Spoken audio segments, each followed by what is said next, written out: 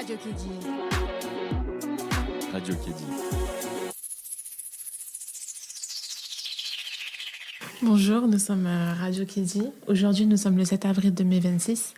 Nous sommes apprentis et étudiants à Kédi Formation à Mulhouse. Nous sommes en BTS MCO et NDRC. MCO, c'est Management opérationnel et commercial. Et NDRC, c'est la négociation, digitalisation de la relation client. On est 6. Avec moi, il y a Léo, Ornella, Hugo et moi, c'est Inès. Et nous recevons aujourd'hui Philippe Schweyer, édition Mediapop. Alors, pour commencer, Philippe Schweyer, ça, je prononce bien. Très bien, bravo. Pouvez-vous vous présenter et qui êtes-vous ? Alors, effectivement, je m'appelle Philippe Schweyer, je suis mulhousien comme vous, a priori. Et vous m'avez invité ici parce que je suis éditeur et que vous adorez les livres, les magazines et les disques que j'édite depuis 2008 à Mulhouse. Donc, je suis patron d'une maison d'édition. Donc, il y a à la fois l'édition de livres. Donc, j'ai édité à peu près 200 ouvrages depuis... on va dire que j'ai vraiment commencé à éditer des livres en 2011. J'ai édité un magazine culturel Novo depuis mars 2009. Donc là, ça fait déjà 17 ans. Et on en est au numéro 80 qui sort cette semaine. Et j'édite aussi depuis 2014. J'ai créé un petit label de musique qui produit des disques vinyles. Je ne sais pas si vous voyez de quoi il s'agit. En tout cas, c'est... Oui, ça revient à la mode en tout cas. Voilà, donc j'en suis à une 50aine de disques vinyles. Au départ, il devait y avoir un seul vinyle. C'était pour un artiste mulhousien que Jean-Luc connaît bien, qui s'appelait Denis Chebel. Et son groupe s'appelait Singe Chromé. C'était l'idée de faire un bel objet pour lui. Et puis, comme ça a donné des idées à d'autres gens, donc j'ai plus arrêté depuis. Ça fait des années que j'ai envie d'arrêter, mais ça continue. Et c'est un peu tout et un peu du même ordre, en fait. Quand on commence à éditer un livre, si le livre est chouette, s'il est beau, il y a d'autres gens qui vont s'adresser à vous pour dire ça serait bien d'éditer mon livre. Et en fait, c'est comme ça que ça s'est développé. Un livre entraîne un autre. Et ce week-end, j'aurai un stand à la Forum du Livre à Saint-Louis, donc vous pouvez venir. Vous êtes les bienvenus de vendredi, samedi, dimanche à Saint-Louis pour venir me voir. C'est gratuit. Et il y aura d'autres éditeurs, d'autres libraires, etc. Et à quel âge, qu'est-ce qui vous a donné envie de commencer et quelle motivation ? Alors au début, j'avais plutôt visé la carrière de footballeur professionnel, en fait. Mais un jour, mon entraîneur m'a dit d'aller jouer au baby-foot et j'étais un peu susceptible, j'ai mal pris. J'ai vécu ça comme une humiliation et je suis plus jamais revenu sur le terrain. Donc je me suis reconverti dans la guitare en me disant que j'allais être rockstar, que ça pouvait être un bon moyen de gagner de l'argent et puis peut-être de rencontrer des filles sympas et tout ça. Enfin, c'était un peu mon idée, c'était mon plan de carrière. Mais là, un jour, il y a un sonorisateur qui m'a dit qu'il fallait que j'articule dans le micro devant le public. Et ça m'a vraiment coupé dans mon élan en pleine gloire. Mon groupe a splitté, ça veut dire on s'est séparés. Et ma carrière de musicien professionnel s'est arrêtée du même coup. Et à l'époque, c'était en 89, donc j'avais quand même 23 ans. Donc j'ai quand même essayé jusqu'à l'âge de 23 ans. Et ensuite, je suis parti faire mon service militaire. À l'époque, c'était obligatoire. Donc, j'ai passé 12 mois, ça m'a paru 12 ans, enfermé à double tour dans une caserne pendant la guerre du Golfe. Donc, il fallait faire le mur et tout. C'était compliqué. Et après ça, j'étais un peu comme vous. Je savais pas trop ce que je voulais faire, etc. J'ai fait un peu de déchargement de camions, des trucs comme ça. Et j'avais fait des études à la fac, en fait. Un peu comme Jean-Luc, j'avais commencé Sciences Éco. Après, je me suis reconverti en fac d'histoire. Et finalement, j'ai trouvé un boulot dans une ville, mais à l'autre bout de la France. Donc, j'ai fait mes valises un beau jour de 92. Et j'ai quitté Mulhouse, alors que Jean-Luc était en pleine ascension de son côté. C'était au moment où il y a eu une manifestation devant la mairie de Mulhouse pour la création d'une salle de concert. Et moi, pendant qu'eux, ils s'amusaient et qu'ils montaient leur salle, moi, je suis parti travailler dans une mairie en Charente-Maritime, dans une ville qui s'appelle Rochefort. Et là, pendant 8 ans, j'étais fonctionnaire territorial, ça s'appelle, c'est les gens qui travaillent dans les mairies, par exemple. Et en 2000, je suis revenu à Mulhouse. J'ai travaillé 1 an à la mairie de Mulhouse. Voilà, c'était toujours fonctionnaire. Et puis au bout d'1 an, j'en ai eu marre. À cause de Jean-Luc, j'avais créé un trou dans le budget municipal et j'ai dû quitter la mairie. J'ai quitté la fonction publique territoriale en fait pour aller travailler dans une agence de communication.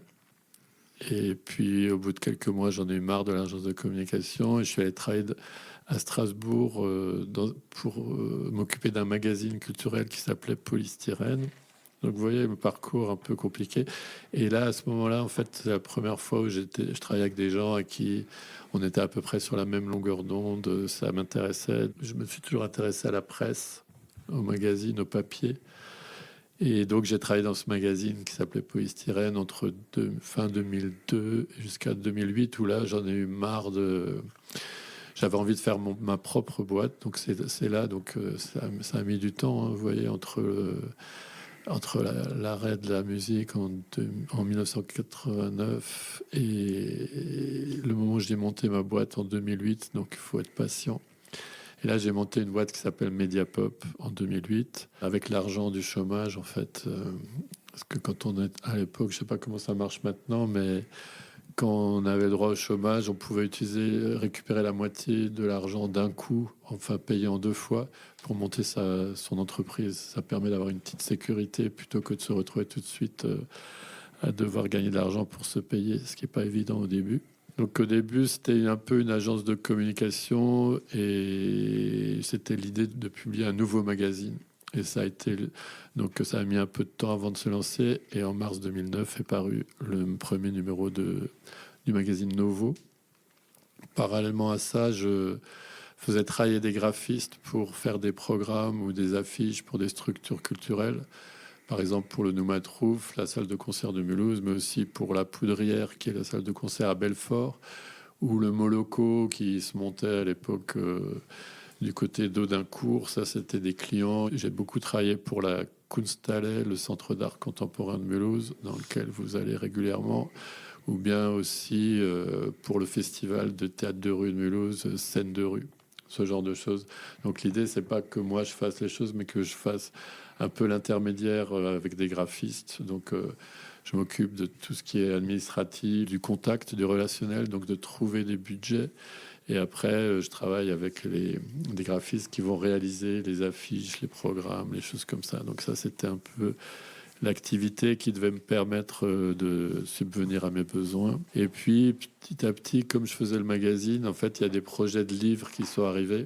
Au début, j'avais pas. En fait, quand j'étais gamin, je rêvais pas d'être éditeur. Hein. Donc, c'était vraiment plutôt des choses comme footballeur, etc. Mais j'aimais le papier. Par contre, j'ai toujours lu le journal. Depuis que je suis gamin, je lisais l'Alsace. Après, au lycée, j'ai commencé à lire le journal Libération, qui est un journal qui sort tous les jours, donc que vous connaissez peut-être, je sais pas. Et j'aimais aussi beaucoup la presse magazine. Donc, ça a commencé avec les magazines de foot, le magazine 11. Que j'allais acheter à la gare avec mon père quand on allait chercher ma grand-mère le dimanche midi pour aller manger. Et après, ça a évolué quand Bob Marley, je ne sais pas si vous voyez qui c'est, le chanteur Bob Marley est mort en mai 81. Donc j'étais encore assez jeune, mais et j'aimais beaucoup Bob Marley. Donc j'ai acheté un magazine qui s'appelait Rock and Folk parce qu'il était en couverture en train de fumer un gros joint et ça me parlait quoi à l'époque. Et en lisant Rock and Folk, j'ai commencé par lire ce qui concernait Bob Marley, mais après j'ai découvert plein d'articles sur plein de musiques que je connaissais pas, parce qu'à l'époque on pouvait pas accéder à la musique comme vous maintenant, c'est-à-dire qu'à l'époque il fallait aller dans un magasins Fnac où on pouvait écouter un petit peu les vinyles. Il y avait des casques, ça c'était Place Franklin à l'époque, la Fnac. Et moi, je passais des journées à regarder les disques, mais j'avais pas assez d'argent pour les acheter. Donc, je regardais les pochettes et je trouvais ça magique, etc. Et donc, ce magazine, il parlait de tous ces disques que je pouvais pas écouter. Et donc, je lisais les chroniques. Donc, c'est les gens qui parlaient de ces disques et j'imaginais des choses. En fait, quand j'ai pu écouter les disques, ça avait rien à voir. C'était vraiment pas aussi bon que ce que j'avais imaginé en lisant les articles. Et puis, il y avait des gens qui écrivaient. Je me souviens d'un gars qui s'appelle Philippe Garnier qui écrivait des textes où il allait avec des groupes comme les Cramps, il allait ils habitaient dans des manoirs aux États-Unis et il racontait tout ce qu'il faisait et tout. Il mangeait des chauves-souris et tout. Et moi, ça me fascinait. Et c'est comme ça que j'ai eu le goût vraiment de la presse. Ça a commencé donc avec Rock and Folk, et après il y a eu d'autres magazines il y avait tout ce que faisait Jean-François Bizot, qui était un peu le Jean-Luc Vertenschlag de Paris, qui faisait des choses. Il a fait créer une radio qui s'appelle Radio Nova. Il avait un magazine qui s'appelait Actuel. Enfin, il a fait plein de choses. Ça me paraissait un monde inaccessible. À l'époque, par exemple, quand on allait demander aux documentalistes comment faire tel métier, etc., ou aux profs, quand on leur disait qu'on s'intéressait, moi, j'osais même pas le dire, mais si je leur avais dit qu'on voulait travailler dans la presse, ils m'auraient dit, bah, il faut passer... il faut faire Sciences Po, il faut passer le concours d'école de journaliste, je sais pas quoi, etc. Et moi, après le bac, j'avais l'intention de m'inscrire à Sciences Po. Je pense que je l'aurais pas eu, mais j'étais parti en vacances avec des copains. On était allé en Angleterre faire le tour d'Angleterre en vélo et on n'est pas rentré à temps pour. Je m'étais inscrit pour le concours, mais on est rentré trop tard donc je l'ai pas passé. C'est pour ça que. Et puis, en fait, pour travailler dans la presse, j'avais l'impression qu'il fallait faire des concours d'école de journalisme, des trucs comme ça. En fait, c'est des barrières qu'on nous mettait. Mais finalement, c'est plutôt par les rencontres en fait que je suis arrivé à ça. Et c'est parce que j'ai rencontré un jour Bruno Chiban. C'est lui qui m'a fait bosser dans le magazine à Strasbourg. Là. À l'époque, je travaillais à la mairie de Mulhouse et comme je m'occupais du festival Scène de rue, je crois on s'était donné un rendez-vous à Strasbourg parce que lui, je pense qu'il espérait me vendre des pubs. Et moi, j'espérais qu'il parle de moi parce que je me disais, ça serait génial qu'il parle de moi dans son magazine. Donc, on s'est retrouvé dans un restaurant, dans une Windstube à Strasbourg. On se connaissait pas. Et en fait, pour manger, on a bu plein de vin rouge à l'époque. Et on a bu tellement de vin rouge qu'à la fin du repas, on était devenus amis, quoi. C'est comme quoi, des fois, ça peut servir. Et surtout, on s'est parlé de choses où moi, c'était vrai que j'aimais bien la musique, le cinéma, tous ces trucs-là. Et ça me paraissait un monde, pour y travailler, ça me paraissait complètement inaccessible. Et lui, il avait réussi à créer ce magazine depuis Strasbourg, qui s'appelait Polystyrène. Et moi, au fait, ça me paraissait beaucoup plus sexy que de travailler dans une mairie ou je sais pas, ou que de décharger des camions. Donc, dès que j'ai pu, je l'ai rejoint et je suis allé vendre des pubs comme lui, en fait, à plein de gens qui avaient de l'argent ou qui n'en avaient pas. Et ça permettait, en fait, de financer nos rêves. Et c'est comme ça que ça a démarré. C'est comme ça que j'ai vu qu'il n'y avait pas forcément besoin de passer plein de concours, mais qu'on pouvait aussi, par des voies un petit peu détournées, c'était l'idée de faire soi-même, en fait. En gros, c'est plutôt que d'attendre que quelqu'un vous dise « Ok, tu as ton diplôme, tu as le droit de faire ça, maintenant tu peux aller chercher du boulot, toquer à la porte des gens qui font ça. » Comme toi, tu n'as pas eu l'intelligence d'aller au concours, tu n'aurais pas eu l'intelligence de le réussir, tu fais les choses toi-même, en fait. Et c'est un peu l'esprit qui vient du punk. Moi, la première fois que j'ai fait un concert avec mon premier groupe, ça faisait 3 semaines que j'avais une guitare. Et à l'époque, on s'en fichait de pas savoir jouer. Ce qui comptait, c'était de monter sur une scène, de faire le plus de bruit possible et de dire le plus de bêtises possible et qu'il y a une énergie, quoi. C'était ça qui comptait. Et en gros, de faire c'est un peu cet héritage, en fait, qui fait qu'un jour, on se dit, on va pas attendre qu'on nous autorise à faire des livres ou des disques ou des magazines. On les fait à notre manière, le mieux possible, etc. Mais c'est possible, en fait. Surtout que à l'heure actuelle, c'est peut-être plus, en tout cas, c'est plus simple que quand j'étais gamin. C'est-à-dire que maintenant, pour monter une boîte comme la mienne, en fait, il suffit d'avoir un ordinateur. Je pense que ça, c'est à peu près nécessaire. Mais à part ça, on n'a besoin de rien, en fait. On n'a pas besoin d'avoir des grands bureaux. On n'a pas besoin d'avoir des secrétaires. On n'a pas besoin d'avoir des voitures. On n'a besoin de rien, en fait. On n'a pas besoin d'avoir de machines. Les machines, elles sont ailleurs. Si vous voulez faire du papier, il y a des imprimeurs pour ça. Il suffit de leur envoyer un fichier par Internet et c'est réglé, en fait. Voilà, j'ai parti un peu dans tous les sens, mais allez-y, posez-moi des questions. Parce que... Non, c'était intéressant en tout cas, merci. Quelle a été la prise de risque la plus instructive de votre carrière? Alors ça, purée, c'est une bonne question, hein. Je sais pas. En fait, je prends des risques, mais en même temps, je m'en rends jamais vraiment compte. En fait, en gros, c'est chaque fois que si on fait un livre et qu'il n'y a pas de financement, c'est-à-dire quand vous faites un livre, soit il y a un financement, c'est-à-dire que vous avez réussi à convaincre des gens de vous donner de l'argent pour faire ce livre, pour une raison ou pour une autre. Si par exemple vous faites un... Moi, c'est arrivé récemment, par exemple, je viens de faire paraître un livre qui parle d'archéologie à Mulhouse, des fouilles archéologiques qui ont eu lieu place de la Réunion en 1991. Là, les gens qui m'ont proposé ce projet, ils m'ont dit qu'il y avait un peu d'argent parce qu'il y avait, il y avait quelques financements, etc. Donc là, le risque, il est limité. Mais par contre, la plupart des livres que je sors, il n'y a aucun financement. Le seul financement, c'est les gens qui vont acheter le livre.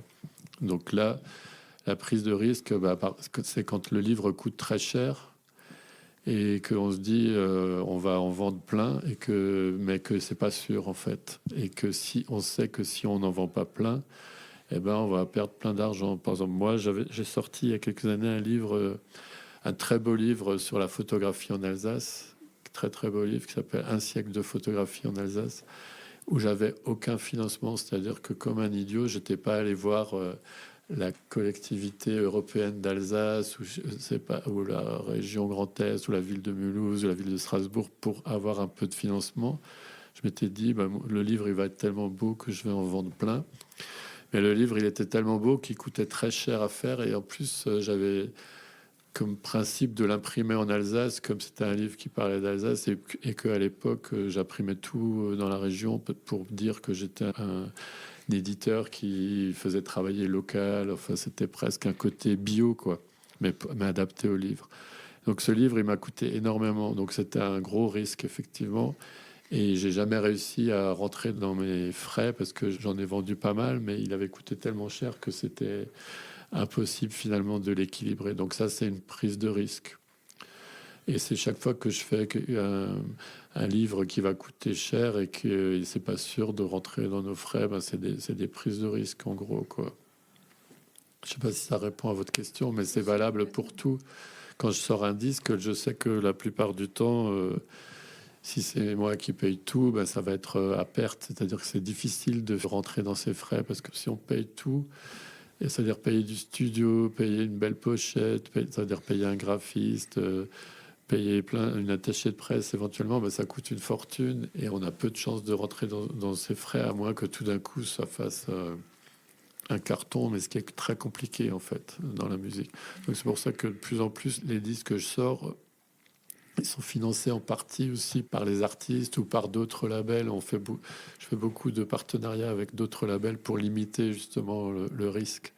En fait, à un moment donné, si vous prenez des risques tout le temps, vous vous retrouvez dans le rouge et c'est compliqué. Après, pour remonter la pente, en fait, il faut ramer pendant des années. Moi, c'est ce qui m'arrive régulièrement. En fait, à un moment donné, j'étais vraiment en grosse difficulté. Heureusement, il y a eu le Covid. Et à ce moment-là, l'État a décidé, pour que les entreprises ne coulent pas, a décidé de faire des prêts à taux zéro, des prêts avantageux, de permettre à des entreprises d'emprunter. Moi, ça faisait des années que ma banque refusait de me prêter un seul centime parce qu'ils voyaient écrit chaque fois que je demandais de l'argent, la conseillère me disait « Ok, il n'y a pas de problème, je vais faire le dossier, ça va marcher. » Mais après, au moment où le dossier passait dans le logiciel de la banque, ça marchait pas, ça coinçait parce qu'il y avait écrit éditeur et que éditeur, c'est un métier à risque justement parce qu'on prend beaucoup de risques et qu'on ne gagne pas beaucoup d'argent au final. Et donc, grâce au Covid, tout d'un coup, l'État a autorisé ma banque, a permis à ma banque de me prêter de l'argent. En fait, c'était simplement la banque ne prenait plus aucun risque. Et donc, je ne sais plus en quelle année c'était le Covid, c'était il y a 5 ans à peu près, en 2020 ou 2021, je ne sais plus quand, ils m'ont dit, ok, on va vous prêter. Moi, j'étais endetté de 56 000 euros à peu près, ils m'ont prêté 56 000 euros. Donc, j'ai pu payer toutes mes dettes, en fait. Et après, tous les mois, il fallait que je rembourse entre 1200 et 1300 euros par mois.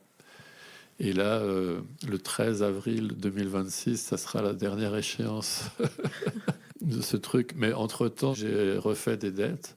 Donc, en juillet 2025, j'ai rencontré quelqu'un qui m'a dit qu'il connaissait quelqu'un dans une autre banque que celle où j'étais, qui voulait toujours pas me prêter d'argent et qui m'avait, au moment où je voulais re-emprunter de l'argent parce que ça commençait à être chaud, en fait, je suis allé voir ma banquière qui m'a dit on va faire le dossier et tout. C'était la même banquière qui m'avait déjà dit ça et puis ça n'avait pas marché. Et là, elle m'a dit oui, c'est bon et tout, c'est super ce que vous faites. Et finalement, elle m'a convoqué avec son chef qui venait de je sais pas où. Et ils m'ont expliqué que non, ils ne pouvaient pas me prêter d'argent. Alors j'étais triste.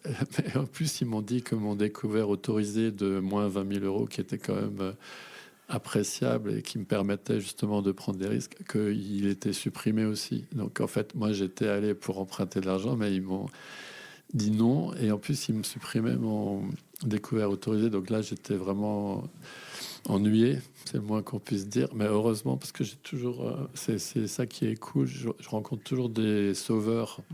Donc que j'ai rencontré quelqu'un qui m'a dit qu'il connaissait quelqu'un dans une autre banque. Donc je suis allé voir l'autre banque. Et l'autre banque, la conseillère m'a dit ok, je vais remplir le dossier et tout. Et puis il n'y a rien qui se passait, c'était long et tout, et pas de réponse. Et je pense et c'était long. Donc j'ai rappelé mon ami qui connaissait le patron de la banque. Et là, le lendemain, la conseillère m'a appelé et m'a dit venez, j'ai accepté votre dossier et tout, c'est super. Donc j'ai pu en juillet 2025 emprunter de nouveau 50 000 euros. Donc là, maintenant, je rembourse à une autre banque tous les mois. Et c'est comme ça, en fait, que ça marche. Et quand je raconte ça, ça vous semble un peu humiliant. Vous pensez que je suis un pauvre gars qui est obligé d'emprunter et tout.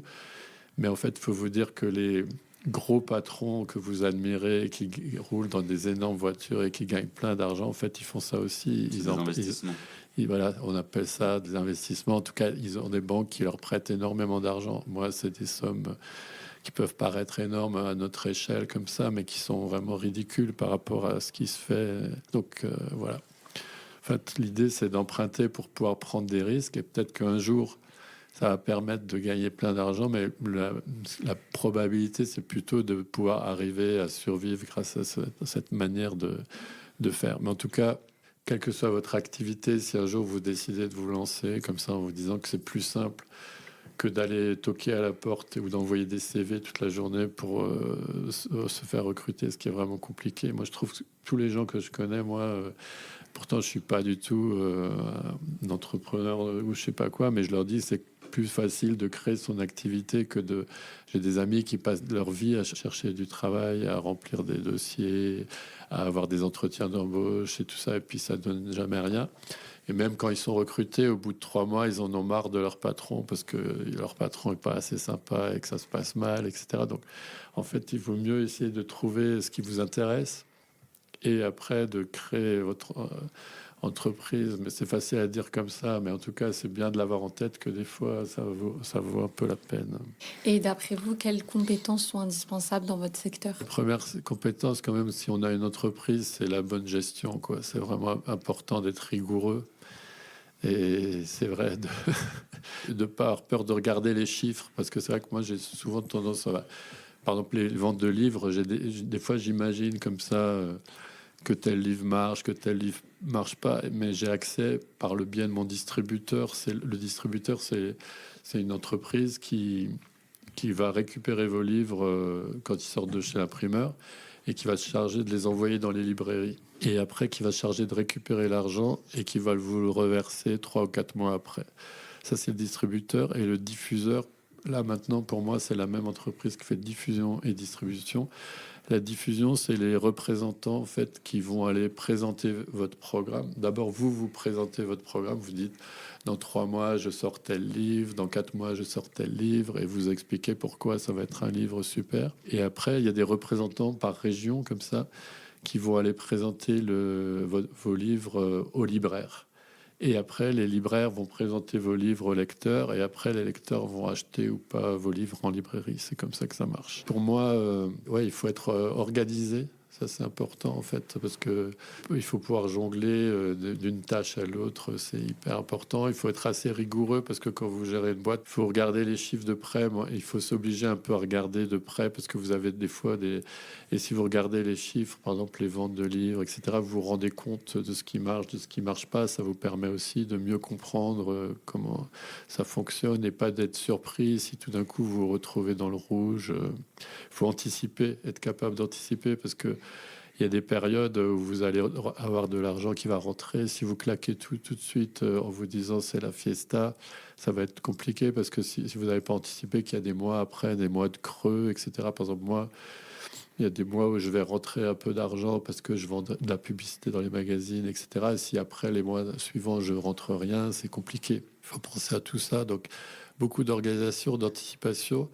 Et puis après, il faut avoir du nez dans mon métier parce qu'il faut faire des livres qui sont à peu près intéressants. Ça, c'est important. Et d'avoir du nez aussi, c'est d'être ouvert aux rencontres, d'aimer les rencontres et de faire les rencontres, d'attirer les bonnes personnes. C'est ce que je disais tout à l'heure. Et en fait, ça marche quand vous faites des bons livres ou en tout cas des livres qui ont l'air bons.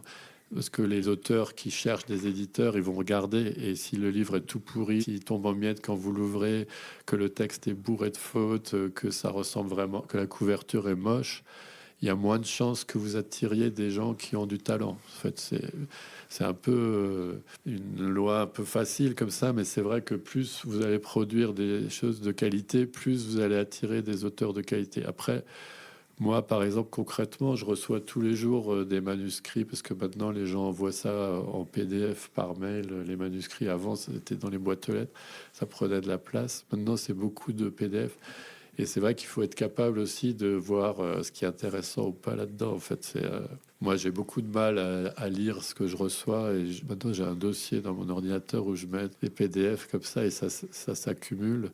Et j'attends que les gens me relancent. C'est hyper dur quoi, de se motiver. Mais après, on a des bonnes surprises. Moi, par exemple, un des livres que j'ai le plus vendu s'appelle Y, mon amour.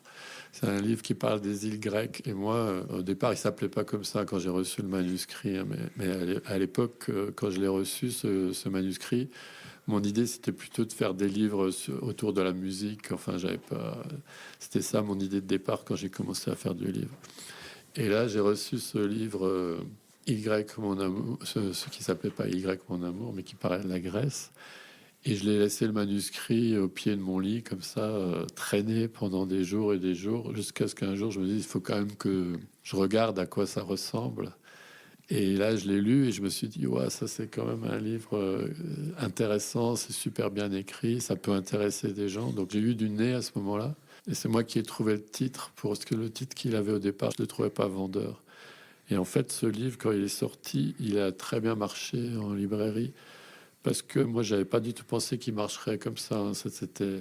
Mais parce que je pense qu'il y avait pas tellement de livres sur les îles grecques, et que les gens qui vont en librairie, il y a beaucoup de gens qui ont un peu de moyens, qui ont un peu d'argent, qui vont en librairie, et qui aiment bien voyager, et qui sont attirés peut-être par les îles grecques. En tout cas, c'est un livre qui a marché et c'est là où je dis qu'il faut être un peu ouvert. Il ne faut pas se dire je vais faire que des choses. Mais si vous avez une opportunité de faire un livre, par exemple, moi, à un moment donné, j'ai été contacté par quelqu'un qui voulait faire un livre avec des recettes de cuisine pas chères, comme ça, vraiment un livre, un petit livre de recettes. Mais là aussi, j'ai hésité. Et puis finalement, je l'ai fait. Et ce livre, il est sorti en plein pendant le Covid et elle a été invitée à la radio, dans une radio qui s'appelle France Inter. Je ne sais pas si vous connaissez. C'était dans une émission qui s'appelle On va déguster. Une émission qui parle de cuisine, etc. Et en fait, ça a été un succès fou. En fait, le jour même, il y a eu plein de commandes sur mon site. Plus de 2000 commandes, ce qui est vraiment énorme pour moi. Moi, c'est quand je vends 2000 livres, je suis content. Et dans la même journée, le gars qui s'occupe de mon site, il m'a appelé, il était en panique, il croyait qu'il y avait un bug, franchement, parce que c'était jamais arrivé. Comme quoi, il faut être vraiment ouvert, ça fait partie, je pense, des qualités, les rencontres, l'ouverture, et puis quand même un minimum. Là, je l'ai mis en premier parce que c'était un peu pour rigoler, parce que je suis pas forcément a priori la personne la plus rigoureuse, mais c'est vrai qu'il faut quand même avoir... Si on veut faire durer son entreprise, je pense qu'il faut avoir un peu de rigueur. Et c'est vrai que des fois, quand les gens qui montent une entreprise trop jeune, peut-être qu'ils n'ont pas ce recul et peut-être qu'ils vont dépenser de l'argent qui sert à rien. Moi, dès le début, mon projet, mon entreprise, c'est une SARL avec 1 000 euros de capital au départ. Et on était deux, donc moi j'ai mis 700 euros et Bruno, mon associé, il a mis 300 euros. Et après, on aurait pu faire un autre modèle comme lui. Lui, il a monté sa boîte de son côté avec tout de suite beaucoup plus de capital. Et il a fait rentrer plein de gens dans sa boîte pour avoir chaque fois plus de capital parce qu'il avait besoin de fonds, etc. Moi, je suis toujours resté sur un petit capital parce que je pense que ça sert à rien. Et j'ai toujours préféré prendre tout l'argent que je gagnais pour le réinvestir dans des projets plutôt que de payer des gens à rien faire ou d'avoir des secrétaires et des choses comme ça. Moi, je préfère. Moi, ça me plaît d'être polyvalent, c'est-à-dire le matin de faire un peu de facture, après de faire un peu de manutention, trimballer des livres, après d'aller rencontrer quelqu'un, après de venir ici, vous rencontrer vous, enfin d'avoir des choses, des tâches très variées. Mais une entreprise, plus elle grossit, plus on va scinder les tâches, c'est-à-dire qu'il va y avoir une personne qui va s'occuper que des factures, il va y avoir une personne qui va s'occuper que de déplacer les livres, une personne qui va être payée pour aller sur les salons du livre, etc. Moi, je passe d'un truc à l'autre. Du coup, c'est moins, je m'ennuie moins vite peut-être que si je faisais juste de la manutention, juste des factures, ou juste de vendre des publicités dans le magazine, etc.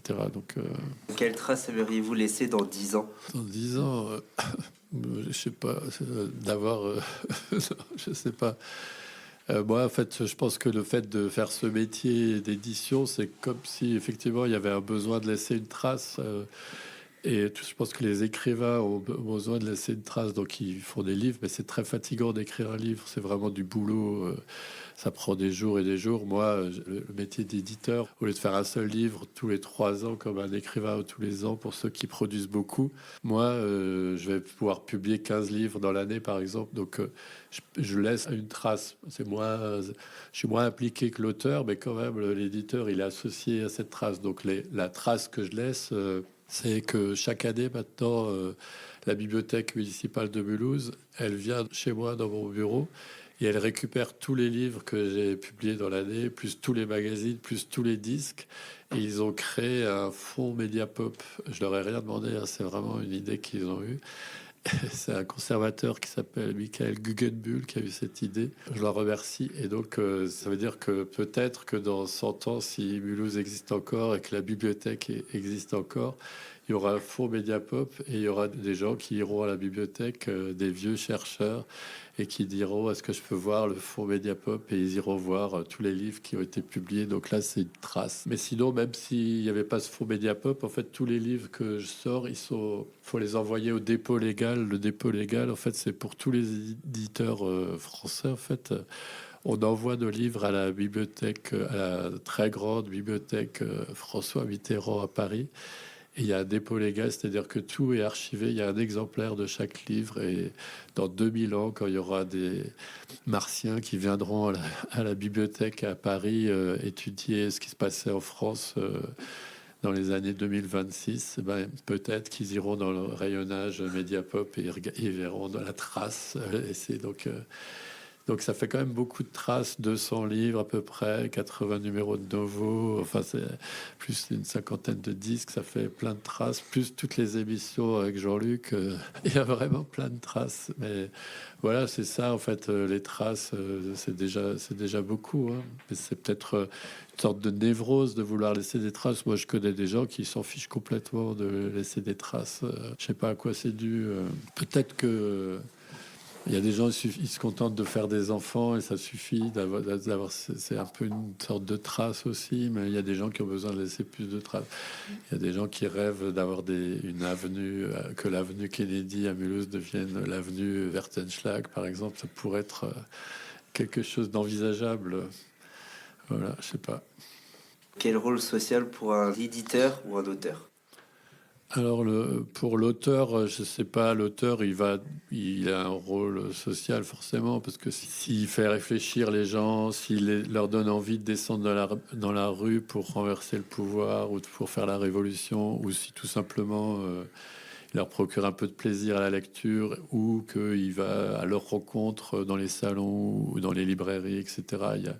Il va créer un peu de lien, etc. C'est un peu la même chose. L'éditeur, en fait, il a une responsabilité, c'est-à-dire qu'il peut décider de publier que des livres qui n'ont aucun sens et qui servent à rien, où il dit que Macron, c'est un super gars, super cool et tout, ou il peut décider de publier des auteurs qui vont en faire réfléchir un peu plus, qui vont rendre les gens un peu moins bêtes, ou qui va sensibiliser les gens à certaines formes de beauté, etc. En fait, l'éditeur, il a vraiment une grosse responsabilité finalement. Moi, je m'en suis pas tellement rendu compte au démarrage, mais petit à petit, je m'en rends compte. Et c'est vrai que plus je vois le monde complètement pourri dans lequel on évolue et qui est en train de se dégrader, qu'on est en train de bousiller la planète, etc., c'est vraiment n'importe quoi de tous les côtés, je me dis, peut-être que j'ai une responsabilité, peut-être il serait temps que je publie des auteurs peut-être des plus jeunes, en fait, pas que des vieux schnocks comme moi, mais et des plus révoltés, des gens qui écrivent des manifestes pour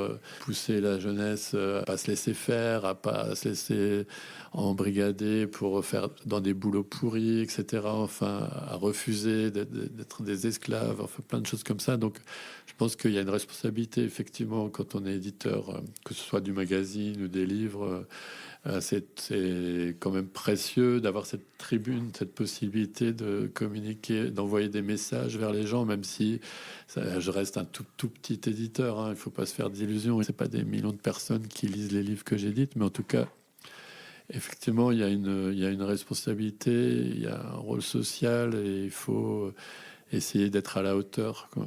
Ouais. Mais sans se prendre la tête non plus. Hein. Je suis pas là non plus pour... Mais je pense que s'il y a quelqu'un de 20 ans qui vient me voir avec un livre vraiment qui explique aux gens pourquoi c'est complètement débile de voter pour le RN ou je sais pas, des choses comme ça, moi j'ai envie de publier ça, par exemple. Voilà. J'ai une toute dernière question. Nous avons vu que vous vous étiez présenté aux élections. Je voulais savoir pourquoi et comment. D'abord, je voudrais savoir si vous avez voté pour moi. Pas allé voter. Vous n'avez pas voté? Personne n'a voté ici. Moi. Vous n'avez pas voté? Personne. On est là, je crois qu'elle a Il voté. y a juste Jean-Luc qui a voté. En fait, T'as voté toi aussi autant. Mais pas pour moi. C'est vrai. Punaise. C'est pour ça que j'ai perdu, en fait. Non, mais oui. Mais en fait, c'est vrai que je vous conseille. Hein. Ça vaut vraiment la peine. C'est vraiment passionnant. Je me demande pourquoi je l'ai pas fait plus tôt. En fait, pendant des années, j'attendais que Jean-Luc monte sa liste et c'était un peu le serpent de mer. Chaque fois qu'il y avait une élection municipale qui se profilait, on se disait Jean-Luc va monter sa liste, candidat indépendant, etc. Et il l'a pas fait. Donc là, cette fois-ci, moi, je me suis engagé sur la liste écolo, socialo, etc., menée par Loïc Minéry, parce que c'était la liste qui correspondait le plus à mes idées, à mes valeurs, etc. C'était vraiment clairement pour ça. C'était la liste sur laquelle je me suis senti bien. J'ai rencontré plein de gens que je connaissais pas, en fait, même si je me pense plutôt ouvert et tout, finalement, en tout cas moi, mon cercle finalement de relations, etc., il ne couvre pas tout Mulhouse. Et là, grâce à cette liste, j'ai rencontré à l'intérieur de la liste des gens vraiment intéressants. Beaucoup de gens intéressants, je pensais pas qu'il y en aurait autant, et engagés, qui allaient un peu avec les mêmes idées que moi, mais pas complètement exactement les mêmes non plus, qui venaient un peu de tous les quartiers de Mulhouse et qui avaient des parcours complètement différents du mien, qui savaient pas du tout ce que c'était qu'un éditeur un peu comme vous, et moi je savais pas du tout ce qu'ils faisaient non plus. Donc ça a été passionnant et ça a été vraiment une belle expérience collective, en fait, parce que moi, je travaille avec beaucoup de gens, je l'ai pas assez dit, mais qui sont pas des salariés de Mediapop, donc pas des gens que j'ai sous la main, plutôt des gens que j'ai au téléphone régulièrement, des gens qui écrivent dans le magazine Novo, etc., des gens qui font du graphisme pour moi, pour Mediapop. Là, je me suis retrouvé vraiment de manière intense à faire des réunions ou aller faire distribuer des tracts, etc., avec des gens qui faisaient la campagne, dans la même campagne que moi. Et ça a été une très belle expérience. En fait, j'ai trouvé ça vraiment beau. Je regrettais de ne pas l'avoir fait plus tôt, en fait. Même si, effectivement, on a perdu, mais en tout cas, il reste cette expérience, ces rencontres. Et en plus, ça a permis aussi de faire des rencontres avec des Mulhousiens inconnus en allant les voir au marché, etc. Et là aussi, ça, même si j'ai l'impression que je savais à peu près ce qu'était un Mulhousien, à quoi ressemblaient les Mulhousiens, d'aller discuter avec des gens qu'on connaît pas du tout et sans savoir d'où ils viennent, etc. Ça permet aussi quand même de rencontrer des gens et de sortir un peu des clichés. Moi, j'ai rencontré des gens qui étaient, par exemple, un gars qui était d'origine marocaine qui m'a expliqué qu'il votait pour le Rassemblement national. Alors qu'on peut se dire qu'a priori, je me disais que peut-être que ces gens-là ne votaient pas forcément pour le Rassemblement national. Donc on a des idées comme ça, on a des a priori. Et c'est intéressant d'aller voir, d'aller chez les gens aussi et de se rendre compte que, même si je le savais, forcément, je sais qu'à Mulhouse, il y a un taux de pauvreté, c'est 36% de gens qui vivent sous le seuil de pauvreté. Et quand on va toquer aux portes, moi je ne l'ai pas fait beaucoup, mais il y a des gens sur ma liste qui ont passé leur vie à faire ça. Moi je ne l'ai pas fait beaucoup, mais quand on va toquer aux portes, des fois on se rend compte dans quoi vivent les gens. Il y a vraiment beaucoup de boulot et je pense que si moi j'avais envie d'être sur cette liste, c'est parce que une des priorités pour nous, c'était de lutter contre ça, en fait, d'essayer. À l'échelle de la ville, c'est compliqué de transformer tous les pauvres de Mulhouse en riches. C'était pas ça l'idée, mais en tout cas de leur permettre d'avoir une vie un petit peu plus décente. Donc ça faisait partie de mes priorités. C'est pour ça que j'étais sur la liste. Voilà. Ça s'est pas fait. Et il se trouve qu'à Mulhouse, si on regarde vraiment, il y a quand même une majorité de gens qui votent à droite, malheureusement. En fait, quand on additionne les voix de l'ancienne maire, plus les voix de ceux qui ont été élus, plus les voix du Rassemblement national, ça fait une grosse majorité de gens qui votent à droite. Même s'il y a une majorité de gens qui, peut-être, auraient intérêt à ce qu'on vote à gauche, ben c'est comme ça.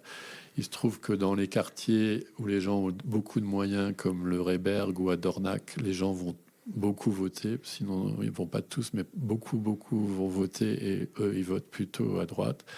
Et dans les quartiers plus populaires, entre guillemets, en fait, il y a très peu de gens qui vont voter. En fait, les gens, soit c'est des gens qui n'ont pas de la nationalité française, donc eux, le problème est réglé. De toute façon, ils n'ont pas le droit de vote. Et dans ceux qui ont le droit de vote, il y en a énormément quand même qui je sais pas s'ils s'en fichent. En tout cas, ils y croient pas. Ils croient pas que ça a un intérêt, ou ils savent pas que ça a un intérêt, ou ils savent même pas qu'il y a des élections. Enfin, pour plein de raisons compliquées à détailler ici, ils vont pas voter. Voilà. Et là, en plus.